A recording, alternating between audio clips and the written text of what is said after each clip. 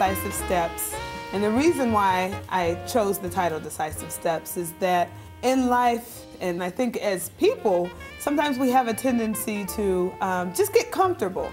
I wanted to write something that I could give and that I could motivate myself and also motivate others, and not be afraid of what other people think or be fearful of what you may lose, but to really move forward aggressively in pursuing what it is that you feel that your purpose is. Decisive Steps is definitely a transition from healing space. I really tried to portray more of a forward movement, even though there are a couple of tunes on there that are calming. In general, it's a continuation of healing because I wanted Decisive Steps to be more of something in motion and something that we're all reaching toward. Decisive Steps features a lot of amazing musicians and great friends of mine. A couple of my label mates, trumpet player Sean Jones and Christian McBride, are featured on a couple of the tunes. And then it also features Warren Wolf, who's an amazing vibraphonist, and then a great and very talented tap dancer, Maurice, and then my core, who are Miriam Sullivan, who plays bass, and then my sister is actually on this album playing piano, Shamie Royston. The first tune that I actively started to write for Decisive Steps was Clear Mind, because I felt that anytime that we take steps in life, we have to begin it with a clear mind. So it's one of my favorites. It's also a beautiful and simple melody. And I think that's a lot of times we have a tendency to lose melody just in all of the education that we have as jazz musicians. And so I just wanted to go back to the basics of a beautiful melody and then everything else functioning around it. The two standards on Decisive Steps are My Shining Hour and a beautiful rendition of I Can't Get Started, and that features Christian McBride and Warren Wolf on vibes. My arrangement of I Can't Get Started is timeless. It's one of those kinds of songs in the arrangement, you can hear it breathe. So it's very calming, very soothing, and it allows the album to breathe. Windsor is actually written by my sister, Shamie, and it's actually one of my favorite songs on the album. And I think it's monumental for her because she hasn't written in a while, and my sister has always been somebody that I've looked up to.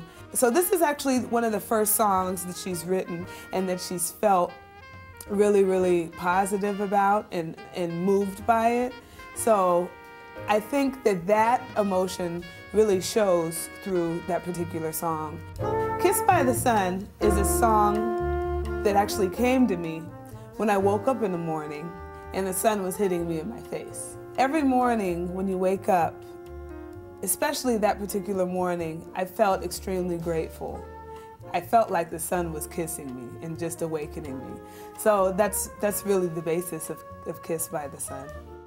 Ebb and Flow is a song that was inspired by a Spelman alumni. I was out at my Spelman 10-year reunion, and I met a lady. At the time that I was writing for the album, she was emailing me and just sending me some words of encouragement.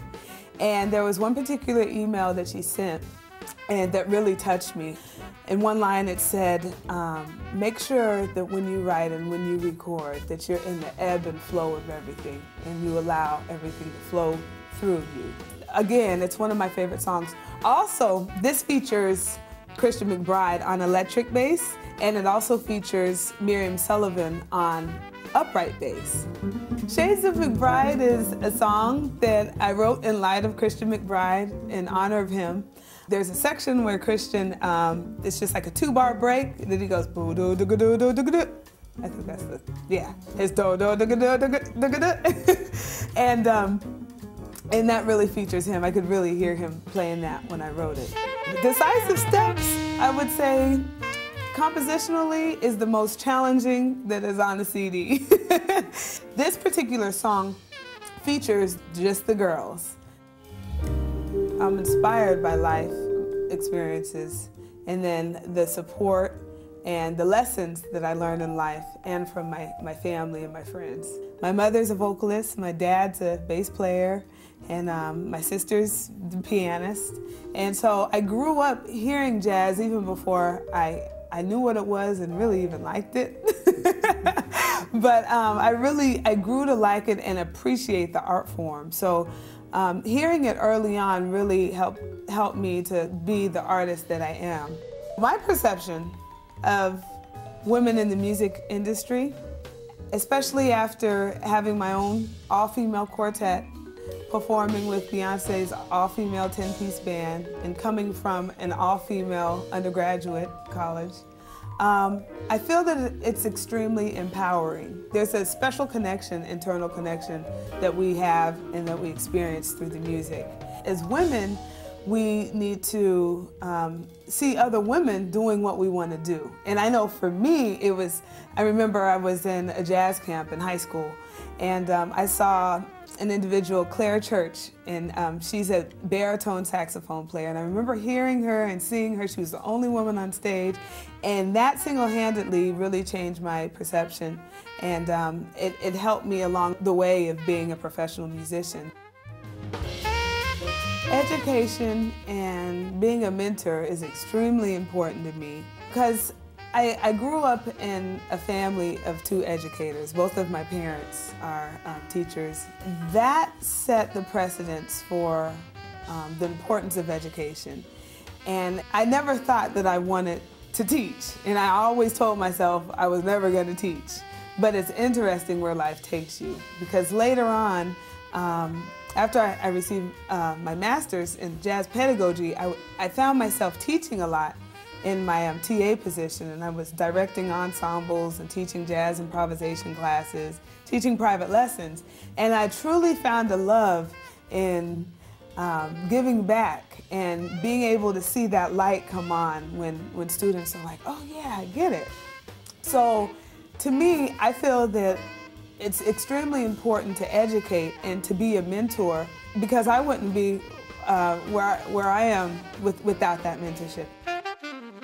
The message and the feeling that I want my listeners to take away with them is that their spirits are lifted and they feel encouraged to do whatever it is that they want to do in their life.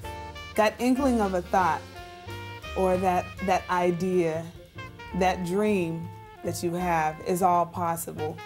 And after hearing my music, I want them to be able to say, yes, I can do it and I'm going to do it.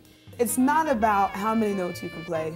It's not about how much you know knowledge-wise. It's about who you can reach and who you can touch in the audience. I mean, it's our objective and obligation as musicians to be that agent for people. So to me, being a performing artist, that's probably the most special thing, is to be able to give.